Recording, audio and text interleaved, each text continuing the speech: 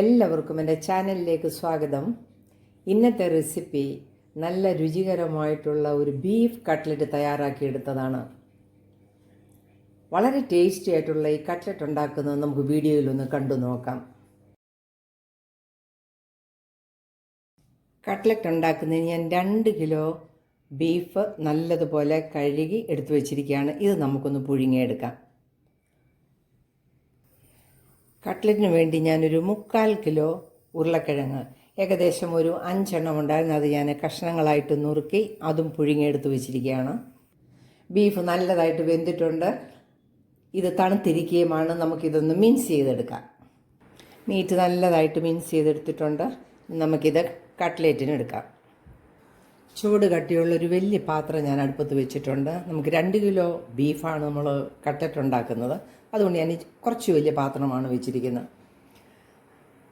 Pan ചൂടായിട്ടുണ്ട്. ഇതിലേക്ക് നമുക്കൊരു 3 ടേബിൾ സ്പൂൺ എണ്ണ ഒഴിച്ചു കൊടുക്കാം.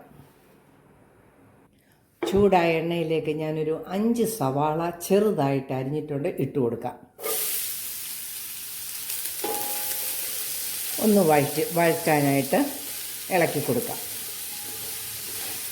ഈ 2 കിലോയുടെ ബീഫ് കട്ട്ലറ്റ് ഞാൻ ഉണ്ടാക്കുന്നത് എനിക്ക് ഇൻഫോ പാർക്കിൽ നിന്ന് അവിടുത്തെ എംപ്ലോയീസിൻ്റെ ഓർഡർ തന്നതുകൊണ്ടാണ്. സാധാരണ ഞാൻ അവർക്ക് കൊടുക്കാറുണ്ട്. സവാള വഴന്നു വരുന്ന സമയത്ത് നമുക്കൊരു 15 പച്ചമുളക് ചെറുതായിട്ട് അരിഞ്ഞതിട്ട് കൊടുക്കാം. കൂടെ തന്നെ വലിയൊരു കഷ്ണം ഇഞ്ചിയും 1 കുടം വെളുത്തുള്ളിയും കൂടെ നല്ലതുപോലെ പേസ്റ്റാക്കിയത് ഇട്ട് കൊടുക്കാം. ഒന്നുകൂടെ നല്ലതായിട്ട് ഇത് വഴറ്റിയെടുക്കാം. ഇതിലേക്കൊരു 3 ടേബിൾ സ്പൂൺ പെരിഞ്ജീരകത്തിൻ്റെ പൊടി ഇടുക. ഞാൻ വേറെ ഒരു മസാലയും ഇടാറില്ല. എല്ലാവർക്കും ഞാൻ ഉണ്ടാക്കി കൊടുക്കുന്ന കട്ട്ലറ്റ് ഭയങ്കര ഇഷ്ടമാണ്. ഒന്നുകൂടെ വഴറ്റാം. നമ്മൾ മീറ്റിന് ഉപ്പിട്ടിട്ടുണ്ടെങ്കിലും ഇതിന് കുറച്ച് ഉപ്പിട്ട് കൊടുക്കാം. ആവശ്യത്തിന് ഇതെല്ലാം വഴന്നിട്ടുണ്ട്. ഇതിലേക്ക് നമ്മൾ മാഷ് ചെയ്ത പൊട്ടറ്റോ ഇട്ട് കൊടുക്കാം.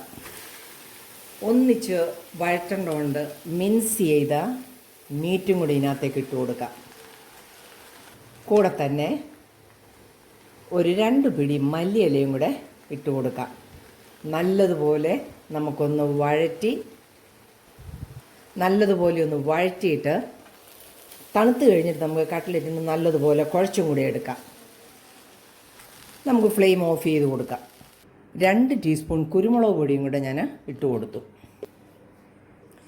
നല്ലതുപോലെ ഇളക്കി കട്ട്ലറ്റിന് നമുക്ക് ഉരുട്ടിയെടുക്കാം.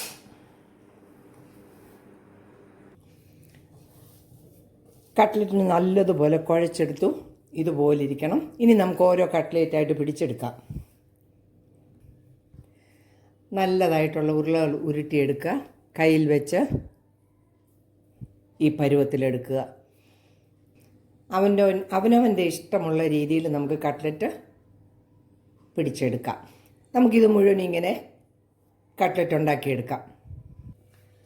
ഒരു 70 കട്ട്ലറ്റ് നമ്മൾ പിടിച്ചെടുത്തിരിക്കുകയാണ്.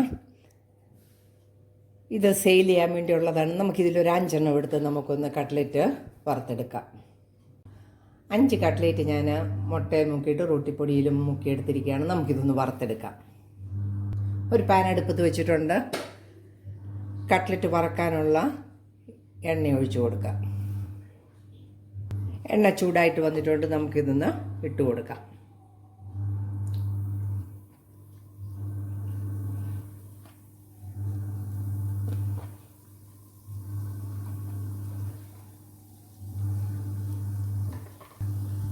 കട്ട്ലറ്റ് നമുക്കൊന്ന് തിരിച്ചിട്ട് കൊടുക്കാം.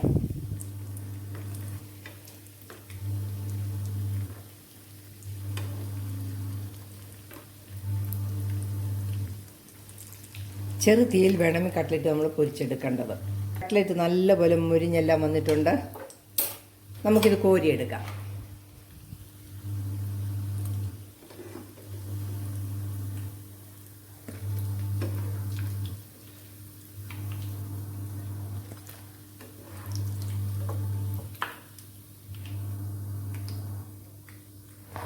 അങ്ങനെ നല്ല രുചികരമായിട്ടുള്ള കട്ട്ലറ്റ് ഉണ്ടാക്കിയെടുത്തിരിക്കുകയാണ്.